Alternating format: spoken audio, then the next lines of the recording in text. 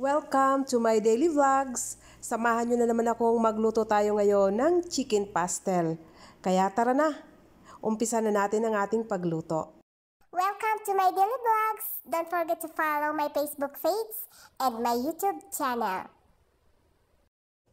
Umpisa na natin ang pagpakulo ng chicken breast at naglagay ako ng sibuyas, laurel, paminta, asin at ito ay pakukuloyin natin. At ito na nga yung ating pinakulong chicken breast, ilalagay natin sa drainer para patuyuin natin hanggang sa lumamig ito at ito ay hihingmayin natin mamaya ng mga maliliit na piraso. Umpisa na natin ang paghingmay dahil malamig na ang ating chicken.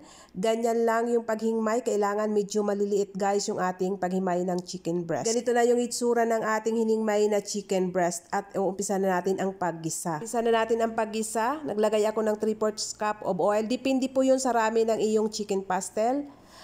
At inuna kong paggisa ang ating sibuyas. Alam nyo kung bakit? Dahil wala kaming fresh na garlic. So naglagay ako ng garlic powder dahil wala kaming sariwa at naubusan talaga kami na. At isinunod ko na rin yung ating hiningmay na chicken breast. Igisa-gisa natin yan hanggang sa mamix ang lahat. Ganyan lang, imekos-mekos lang natin yan. At susunod din natin ilalagay dyan ang mga iba pang ingredients. Naglagay ako ng paminta. Naglagay ako ng chili flakes dahil wala kaming fresh. At lagi kong sinasabi kung ano lang ang meron sa kusina, yun lang talagang ginagawa ko. Sabi nga, makontento ka kung anong meron ka. Sinunod ko na yung ating ilalagay na pangpakulay.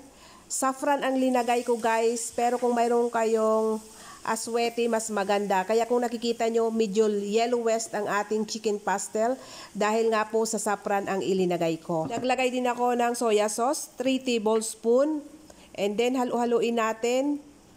After nya, naglagay din ako ng 1 tablespoon of sugar para matimpla at matimplahan natin ng tamang lasa ng ating chicken pastel. Naglagay din ako ng 3 tablespoon of butter. At depende yan guys sa inyong linuluto kung gaano karami. Kayo na lang ang bahalang mag-adjust sa inyong linuluto at ayon sa inyong panglasa. Madali lang pala itong gawin. Pwede rin talaga itong pang negosyo kung gustuhin nyo. Ano pang inaantay nyo? Try nyo nang magluto ng chicken pastel. At eto na, ready to serve na. Thank you for watching. Don't forget to follow my Facebook page. Thank you so much.